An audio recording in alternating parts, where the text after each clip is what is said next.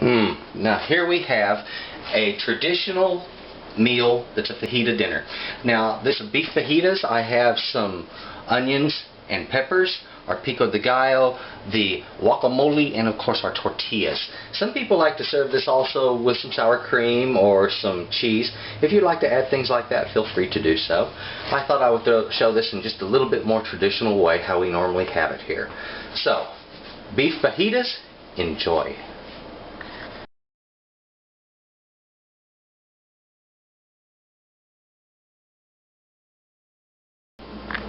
Hello, welcome back to Texas Cooking. Today we're going to work on fajitas. We are going to prepare this skirt steak for fajitas. Now, what has to be done to this? Well, when you get these at the supermarket, they look pretty nice, but as you're about to find out, it's a little bit different to prepare these for cooking than it is for most meats. We'll show you how it's done. Okay, let's prepare our steak for fajitas. Now this is a typical skirt. This is what you will find in most markets for fajita meat, or if you're looking for specifically skirt steak, just look under that name. Now, what I want to do is to remove the heavy blocks of fat to prepare this for cooking, like this right here. I can take all of that fat, and often I can just pull it straight off of the meat. Looky there. Isn't that nice? I'll use that knife to kind of hold the meat down, and if it gets uncooperative, there we go. Now to do this, make sure that knife is absolutely razor sharp. It needs to be sharper than a razor if necessary, or if possible. It's necessary to have a knife sharp like that so that you don't injure yourself. Okay? It's more likely that the knife will slip and stab you or cut you if it isn't really sharp. If it is real sharp, if you notice, things come off very easily. Now, the problem with this is what you would normally see in the market. This is the side they show you, okay, and it looks nice and pretty. However, what our problem is the connective tissue underneath. Now, there is a little bit here on top of this. However, it's a very, very thin membrane, and it's not going to cause a lot of problem. Now, some people call this a silver skin. If you want to call it that, that's fine. I just call it connective tissue, alright? That's what it is. It's connective tissue. Now, on the back is where we have the problem. If you notice, the connective tissue is heavy back here. And this is fairly common unless you pay a little extra to get these already processed down. And those are going to cost you more per pound, but if you do your own butchering in home, it will save you a lot of money to do it this way. Now, to get this membrane off, like I said on the front side, a lot of times you can pull things off, but I've noticed on the back of a skirt steak, they generally don't pull off that easy. So I'm just going to take my knife and I'm going to slide it right up underneath that.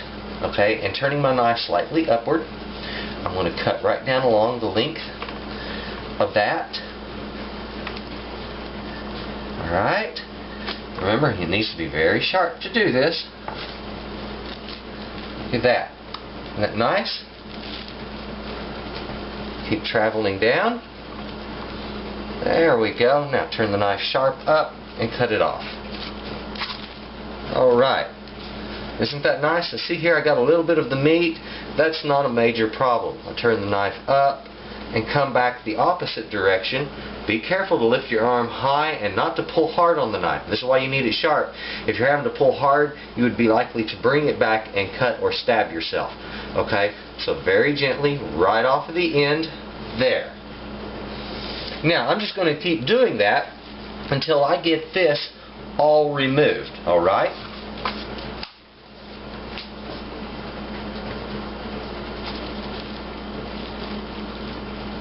Let's go right into that. Another block of solid fat there. Not so much connective tissue.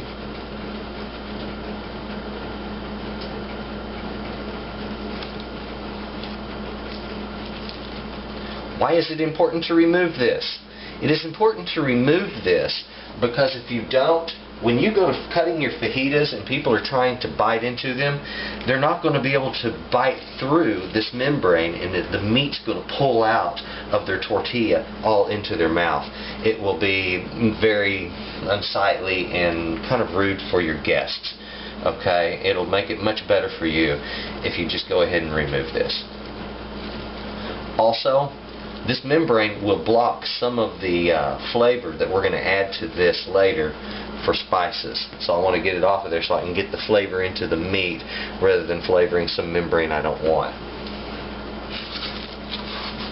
Okay, keep working it down and I'll show you what this looks like in a few minutes after I finish getting this off. This only takes minutes to do. Our skirt for fajitas is now been processed by having the membrane removed. Now look how much longer that is. That sucker stretches way out there. Okay, it's about twice as long now, and that's because it has nothing holding these filaments of meat together anymore. They're just now pulling apart. It's quite evident here at the end. You can actually see, you know, where the segments are starting to pull in half. Now, on the end of that, when you're grilling it, because it's so thin, if you'd like, take it and fold it over like so, and keep it folded over as you're grilling, and that way it protects that thinner meat from overcooking while you're trying to get the rest cooked through. Now, on this, you're going to notice you're going to have some bands of fat, like here and here, here.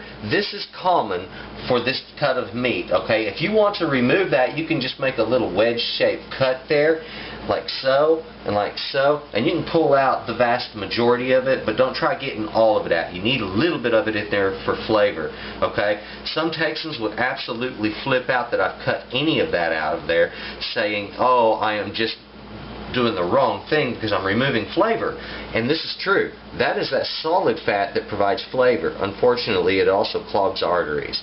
So some people want that removed. Go ahead and remove it if you'd like. Otherwise, you can leave it in there for flavor. When you do, that will likely open up a segment, though, and it may come up in half. Those segments of fat often run very deep through there. So I'm not going to worry too much about any of the rest of the fat I have on this. It's all just the right amount for me at this point.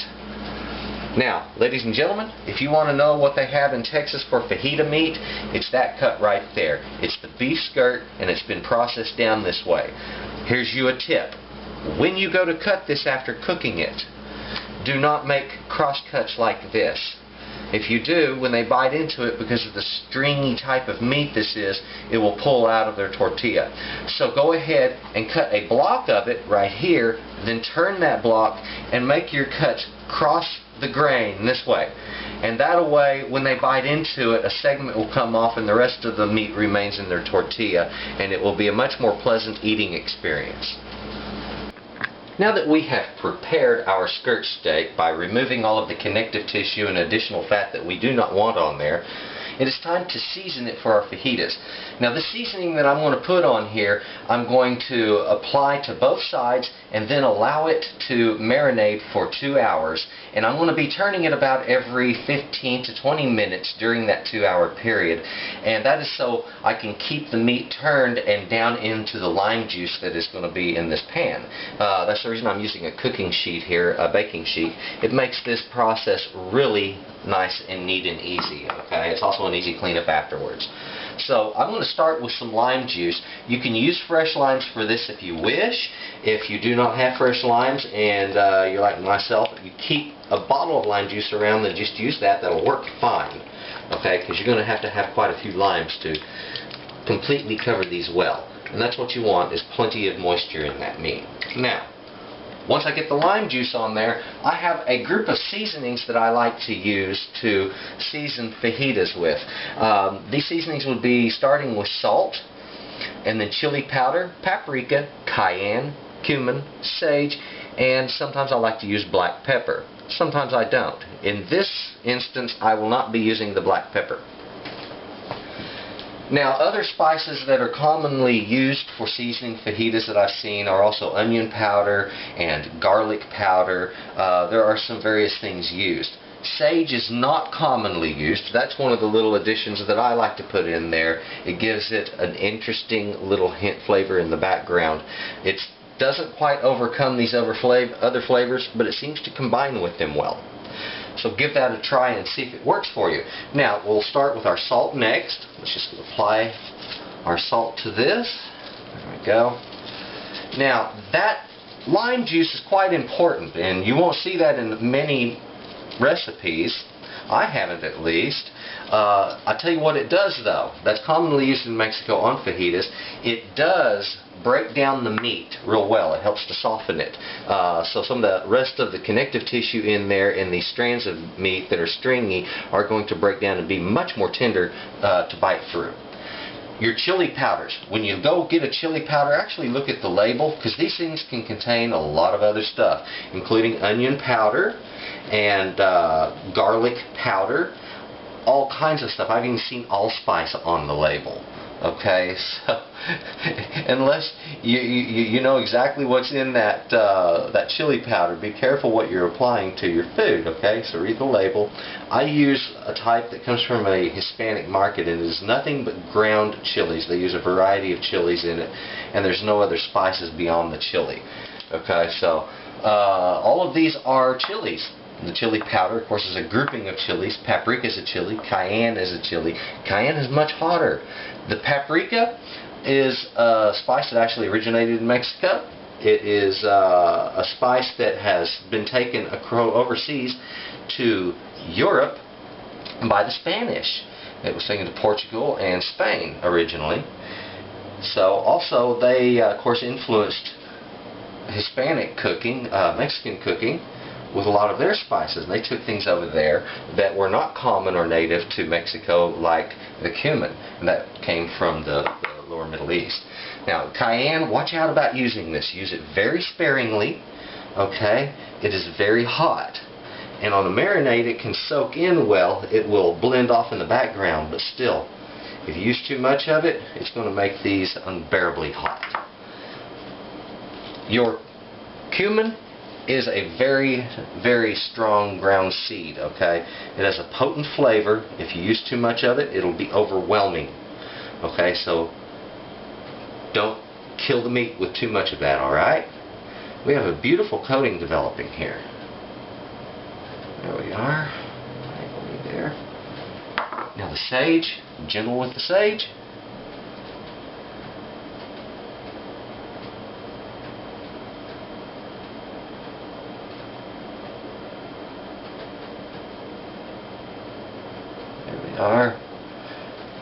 Okay, I'm going to turn this over, marinate it exactly the same way on the other side, and then, like I mentioned, about every 15-20 minutes I'll turn it, and I'll do that for a 2-hour period. Then we will put it on the grill to cook.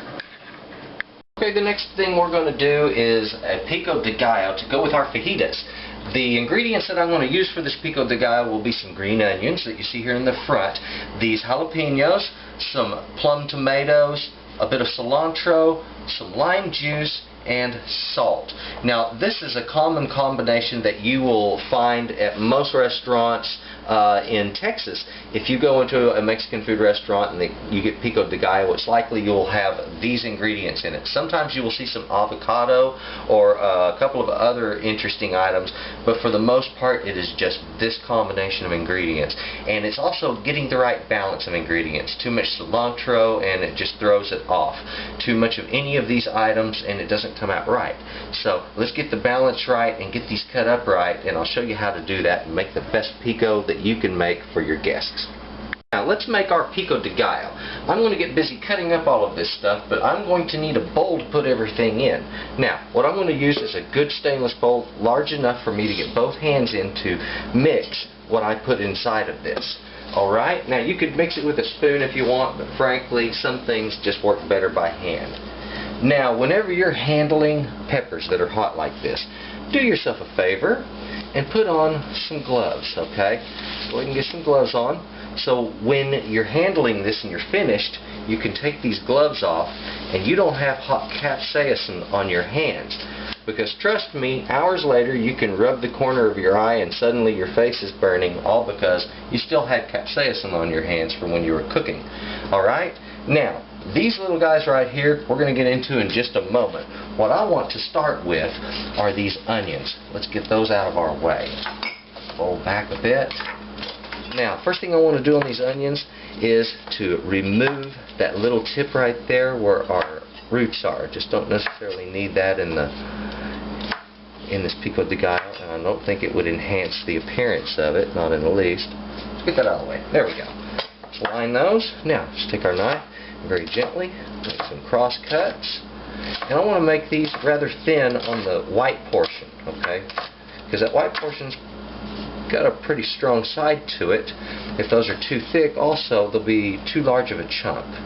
So you want them to be kind of thin. Now, as we get up into the stalk more, that becomes less of a ring and more of just a hollow tube. And that'll happen just as you get into the dark green portion. Now I'm going to use some of that dark green portion. You'll notice I'm making my cuts just slightly longer now, or about 1/4 of an inch. That green is really potent in onion flavor. Okay? It's going to be way more onion than I'm going to need for this, okay? These I can save to put in a stock or something else. Now let's take that onion.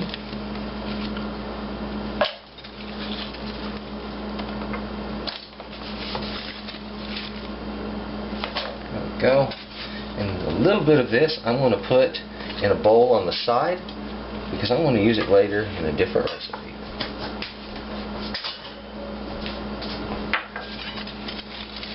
Go.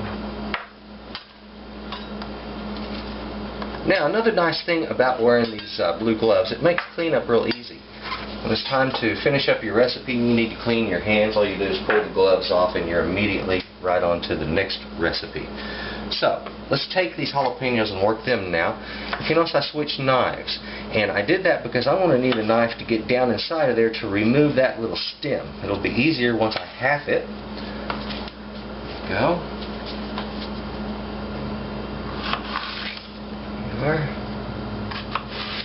Nice. Now, to get the seeds out of the inside of this and this little connective tissue that they have, that is important to remove that. Make sure your knife is good and sharp, and then you can simply flick the rest of the seeds off with your knife. If you wish to give them a gentle rinse, you can do that. Some people believe you're just washing out flavor. There you go. Now, if you notice some of that remained, I'll remove it. I want to do that to each of these, get them processed as quickly as I can.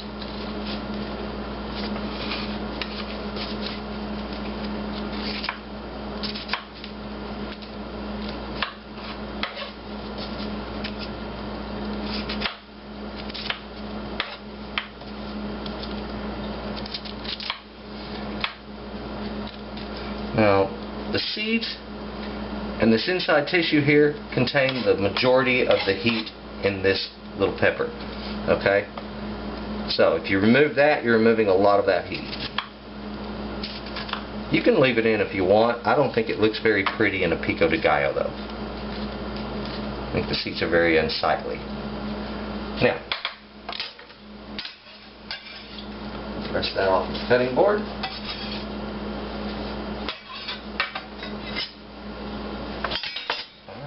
Now, once I get those processed like so,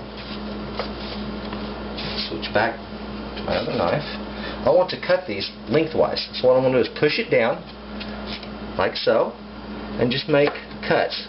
And these cuts are going to be about 3/16 of an inch wide. I know that's kind of specific, but yeah, it's right in between 1/8 of an inch and 1/4. And I'll do that because I want those pieces to not be as big as the chunks of tomato. The tomato is going to be blending with this flavor, so you want the mouth bites to be just the right size.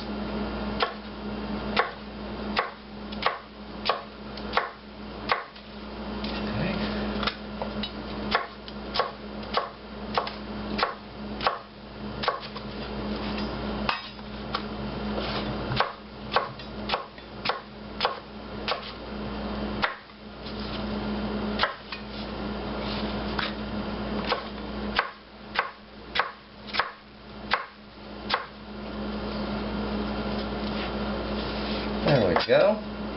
Now we've got our 3 jalapenos cut. We're going to make cross cuts, and we want those cross cuts to be about the same as the width of each of these pieces.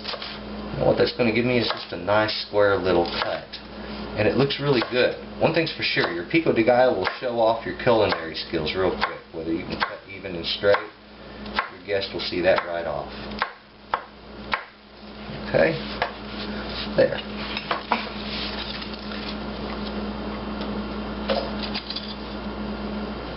Now again, I want to take a little bit of that, and I want to save it back with those onions. That was about 2.5 large jalapenos. One thing's for sure, if you don't have an equal amount of items, you know, as far as proportionally, then this is going to taste out of balance. And equal doesn't necessarily mean the same amount. We're talking equal in flavor, not necessarily equal by proportion. Now, when you're preparing your plum tomatoes, you open these up. Inside, there are these seeds. You can take these and push them out, just like so. And I like to do this under running water. And then this centerpiece can either be pinched and pulled, like so, or it can be cut out. And then I use the rest of that, just the good solid meat, without any of the seeds, to produce my pico de gallo. That way I'll have no seeds or anything in there that doesn't look quite nice.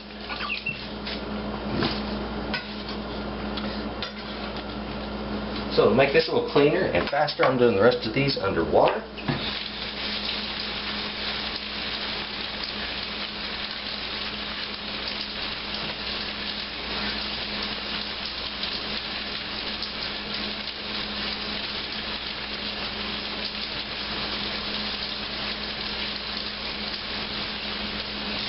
Sometimes they give you trouble. Get a knife. Simply cut it loose.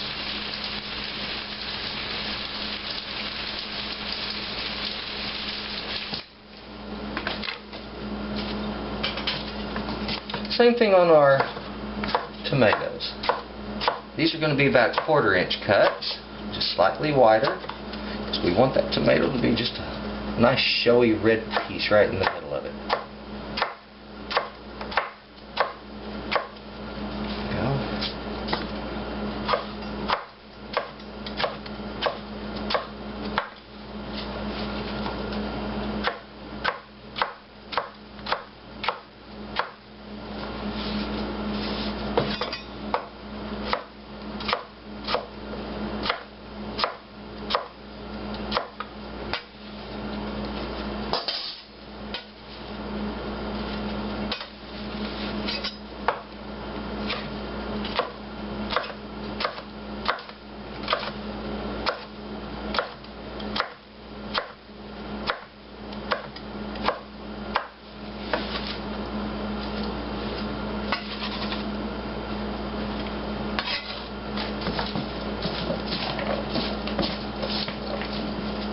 Go. Next, we'll put in some of this cilantro. I don't need these stalks down below here, so I'm just going to pull those off and use only my upper green. And I want to take that and I want to rough chop it. I don't need this to be fine chopped. I don't want to bruise the leaves, and I don't need too much stalk in there either. Just that leaf portion. See that? There we go. Now, I want to put a little salt in this. Go. And this is about 1/2 to 3/4 of a teaspoon of salt, and up to, for this one, about 1/4 cup of lime juice. Now, once I get that together, I simply want to mix these ingredients. Quick and easy. There we go. Now, I have a beautiful fresh pico de gallo. That's ready to be put in a bowl and served just like this. I do want to let it marinate for about 30 to 45 minutes at least before serving.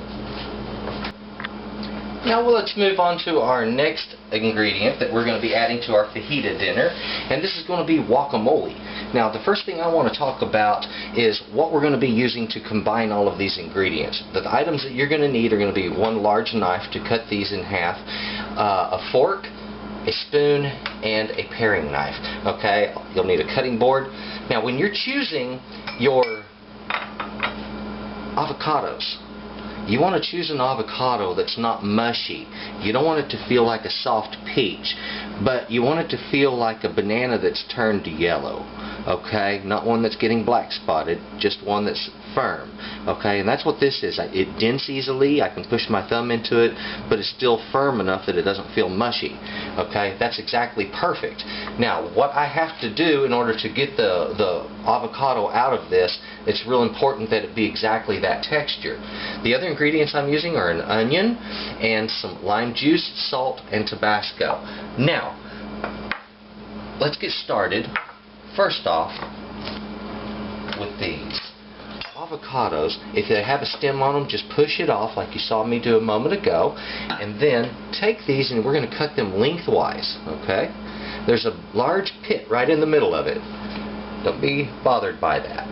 Just go all the way around him, give it a twist, and looky there. Now, to get that pit out, you want to hit it with your knife gently and give it a bit of a twist, and it'll pop right out, just like so. Okay? Now, right here I have some of the skin left from my pit. I don't necessarily want that in my guacamole, so I'm going to remove it. Let's do the same thing with our other avocado. Every once in a while, when you're getting an avocado, you get one that just doesn't look right on the inside, or it doesn't look right. If you're not sure about it, pitch it. Move right on to the next one. There should be a nice healthy green on the outside with a light green in the center, and it should be tender soft, like I said, just like a banana. There we go. See how that pit comes out? Next thing I want to do, this is where you need your paring knife. Very gently, you're going to insert your paring knife into your avocado, and you run right down the center here. Now, if you're gentle with it, you can feel the avocado skin with the paring knife. It's like scraping on a board with a stick. There we go. And I'm making these cuts about 3/4 of an inch wide. Okay? They can be any size you want. But what I want to do is to make some cross cuts. And you're going to see how this comes important in a moment. And I want to do that to all four. Okay? So that.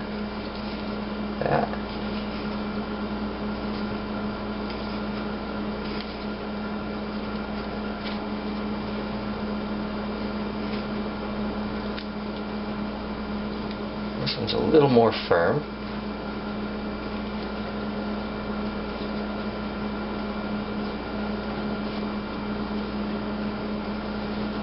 When they're firm, you might want to watch out about carrying it in your hand like that. The possibility that you can push through with your knife is a little greater. You can do it like this, just the same. This one has a little bit of that pit skin inside also, so I'm just going to pull that out of there. There we go. That's gone.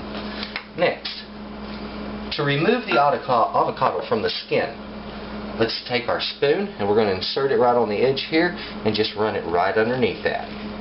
See how it pops right out? Nice and smooth. Scrape any of the avocado that's left out. There we go. We'll do all of them the same way.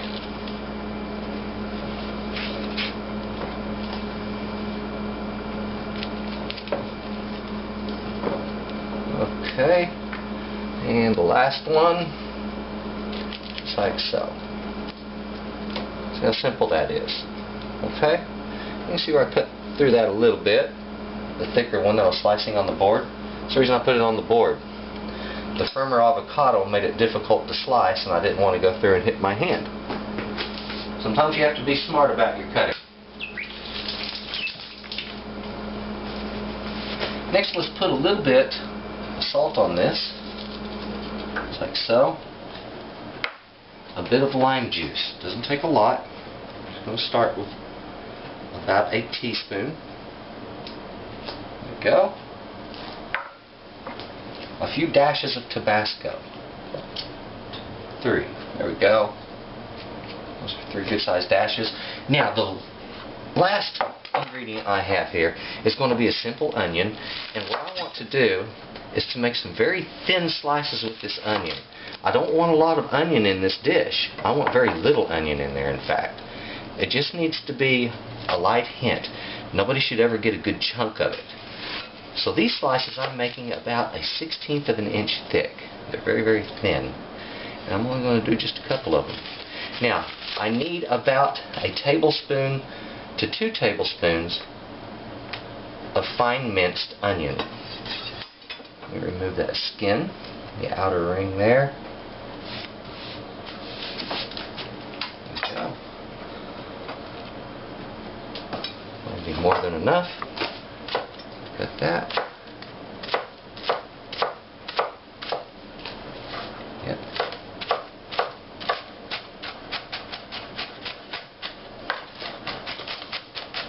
There we go. Nice small pieces. See there? That will hide well in that guacamole. It'll bring out a little slight oniony flavor. Very slight. There we go. That's about 2 tablespoons that I put in there. Now, I'm ready to combine ingredients. Just take your fork and simply mash the avocado. Mash all of your ingredients together.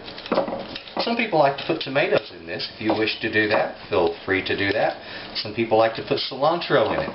It's absolutely acceptable also. However you want to jazz up your guacamole, you go right ahead and do it. If you want to use something other than a Tabasco brand sauce, that is absolutely appropriate. There are lots of good Hispanic sauces out there to add to this. I recommend trying them.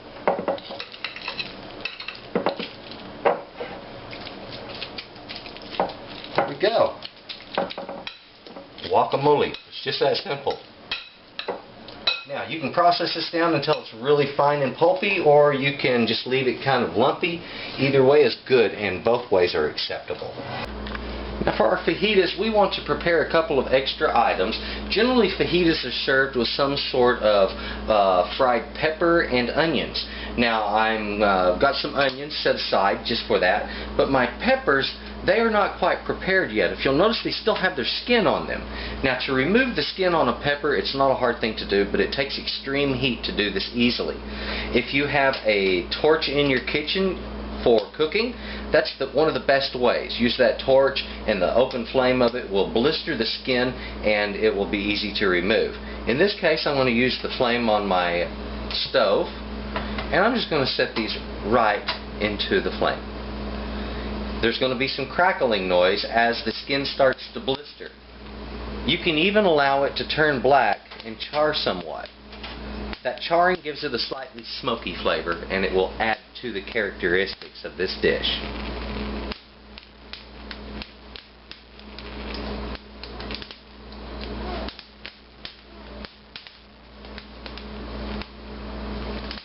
You can hear that crackling. See, it's starting to blister. See how durable they are? They hold up so well in the heat. Makes sense, these are a desert plant. Dryland plant. They hold up well in extreme heat. Just keep doing this until the entire skin is blistered throughout. Okay, I have turned my pepper. I want to show you this chili as it's starting to cook. Get it up close here. If you'll notice the charring here versus the fresh green flesh. So what we have done is effectively made that easy to remove. That will wash right off. Well, I'm just now getting my chilies finished. They're scorched all the way around. Now, you don't have to scorch up inside of the crown. That's not necessary. And if you don't get absolutely every part of it, that just doesn't really matter. As long as you get the majority of it, that's fine. You just don't want somebody having the entire strip of pepper that you're using, or chili that you're using, to have an entire skin on it, because that can be kind of irritating and difficult to work with at the table. Okay, and I don't know if that's ever happened to you, but trust me, you don't want to go through that. And you don't want guests going through that. There we go. I'm just going to hit that tip a little bit. Finish blistering it. And then we're going to remove this skin. Now also, if you don't have a gas stove, if you have a hot enough broiler, that will work. However, if your broiler isn't intensely hot, it will cook the chili more than it will blister the skin. So you want to watch out for that. Also, you can do this on your grill as well. So if you've got a grill heated up really hot, then put these things over it and it will start blistering them just fine. I have finished up with scorching these chilies. Now, the next thing I'm going to do is to remove this skin. Now, some chefs will tell you that you need to take the skin and gently peel it like so. And that way you don't lose any of the delicate flavor underneath. You could wash some of that flavor away. Okay, essentially that's true if you really want to get nitpickish about it. However, it is a lot of times a lot faster to go ahead and just wash these things off. So I thought I'd show you both methods. See how that is peeling nicely? And sometimes this works better than others, alright? This time it's going fairly smooth on this one chili. There we go. Now you can do your bell peppers exactly the same way as this. It gets that skin off the outside of them. I don't like using bell peppers for fajitas because frankly I just think they're boring. Okay? That's one way to do that. So, and it leaves a little bit on there. It's not so pretty. I don't like doing that method. And this just doesn't really wash off enough to worry about.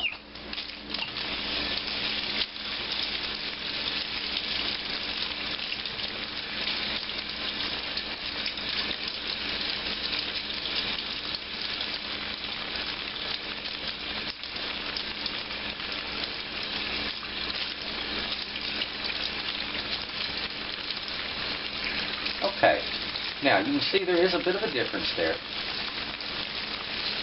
between the two. One has sort of a drab look to it. This needs to be picked down a little more from the rest of its skin. But the other one has a nice clean washed look to it. That's what I like to use. Now, the next thing is getting this with the crown removed and the seed pod off of there. You can push your finger right in the edge and pull down and pull out on that upper edge above the crown, and that will remove that seed pod hole for you. See that? Then all you have to do is just wash the loose seeds free, or wipe them out if you prefer not washing at all.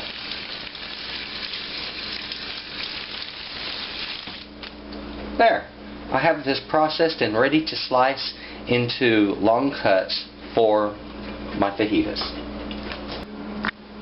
It's time now that we prepare our vegetables that we're going to be serving with the fajitas. Now, our hot vegetables, I should say. Now, these are the poblanos that we've just finished washing. And I want to take these and we're going to turn these into nice strips. Okay? Just like so. And I want those to be about a ½ inch wide, okay? Good, hearty, meaty strips. Okay? Go.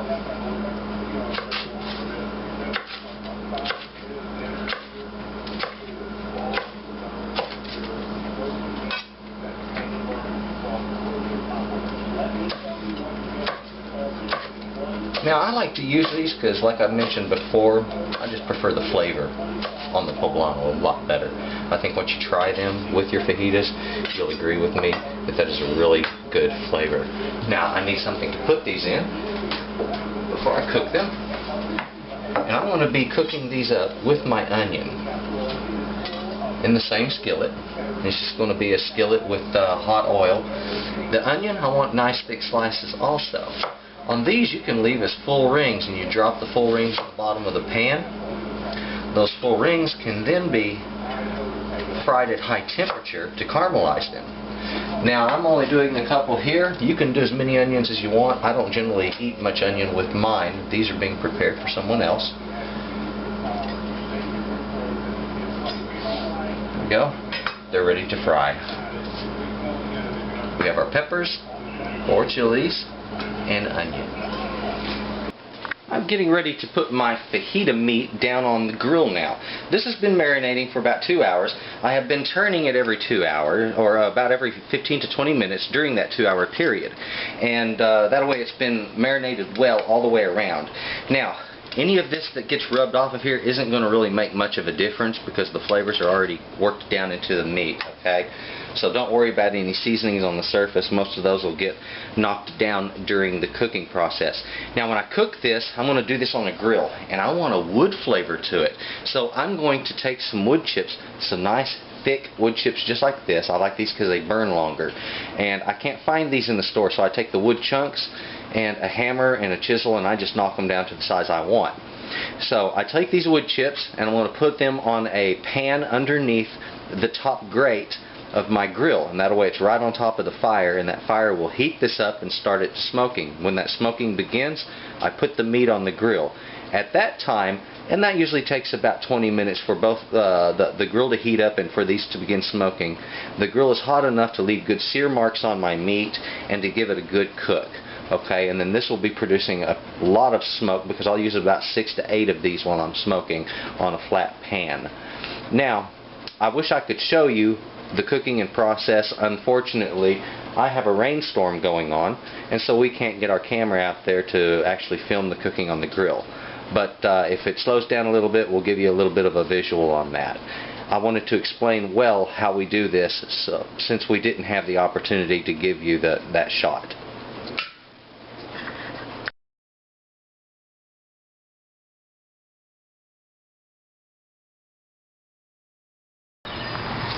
Alright, I've reduced my heat. It's smoking good. And I'm going to be putting meat up on this now. Now when you first put your meat on your grill, excuse me, let me get down on this. When you first put meat on that grill, let's go ahead, listen to it sizzle. You want that searing effect. If you're not getting that searing effect, it's not going to release well. It's not going to give you grill marks.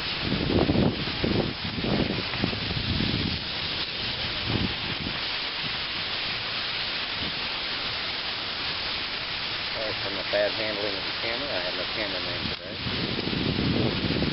Well, I'm going to use fresh tongs next time I come down, and that'll be about 7 to 8 minutes. I need to prepare my tortillas for this meal. Now, I'm going to be preparing a lot of these. How would you do this if you were a Mexican family? Well, I've actually watched this in Mexican households. They simply take these, throw them right down on the burner with the flame on, and heat them like that, flipping them regularly. Okay? Now, if you're heating a lot of them for like a family meal, that's a little harder. I've taken a paper towel, dashed it a little bit with some water. I want to take a flour tortilla and throw it in the bottom. I want to take some corn tortillas. I'm going to put them in there. I want to kind of set them in there in a staggered pattern, making sort of a spiral out of them. That way they're kind of easy to grab and pull out. It also helps them to fan out during cooking. Put another one of these on top. You can layer them in between if you'd like. I like using the flour because they help hold in heat when you have a lot of these together. And if you want, you can put in another paper towel on top with a little moisture on it. And as you heat this, heat it in a microwave oven, and it only takes a few minutes to heat these all the way through. You want to heat them till they're steaming and hot. If you can bend the corn tortilla and it doesn't crack in half, then they're hot enough. If they're steaming, they're hot enough. I have had a pan heating. Right now it is extremely hot. I need to put some oil in here. Now use an oil that can handle high temperatures. I'm going to use peanut oil for this. I don't need a lot. I'll put about a quarter, maybe a third of a cup in there. My vegetables, straight in.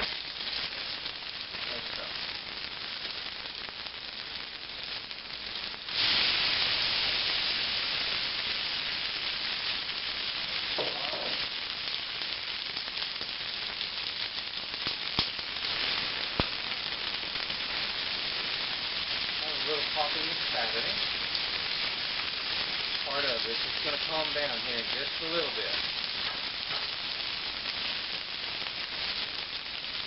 Now you want to hit these at real high heat, that way they can get caramelized.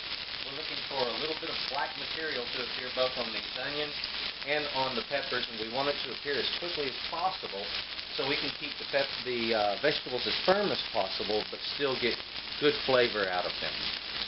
Now, when we're going to do this, let's go ahead and salt it. There we go. Put one of those onions. It just needs some time right now. It has been about 3 minutes of cooking now. I've just turned the onions over and stirred the peppers. The peppers aren't showing much charring just yet. They don't show much blackening. However, they are turning sweet. I'll tell you what, they're doing the same thing the onions are, and they're going to be really tasty. Plus, this poblano has a much more chili-like flavor to it that just complements this dish. Alright, it looks like these are pretty much done. I want to keep these sort of firm so the rings sort of hold up, because the residual heat is going to break them down just a little bit further. See, I'm getting the blackening on that pepper now, so these chilies are going to have good flavor. They're good and sweet. You want them to blister just slightly and to get some color on them, just like so. Alright, now my meat's ready to come in. I'm ready to slice that. I have a fajita meal basically ready here. I have returned with my meat. It's been grilling. It took about 18 minutes really on this to grill this up just right. Now I'm going to make some cross cuts just like that, and that's cutting along the grain is what it is, because the grain runs this direction. Now I wanted to then turn these pieces of meat this way. I wanted to show you this so you'll know the right way to cut this. Cut across the grain just like so. Okay? And I like to make little strips that are about a ½ inch wide. There we are. Fajitas. See how we have just a slight amount of light pink in the center left here? You had a good charring on the outside. It was a good hot grill. I had a lot of smoke out there. The smoky flavor in this is outstanding. So, I'll get these cut and we're going to have our fajita dinner. Now here we have a traditional meal that's a fajita dinner. Now this is beef fajitas. I have some onions and peppers, our pico de gallo, the guacamole, and of course our tortillas. Some people like to serve this also with some sour cream or some cheese. If you'd like to add things like that, feel free to do so. I thought I would show this in just a little bit more traditional way how we normally have it here. So, beef fajitas, enjoy.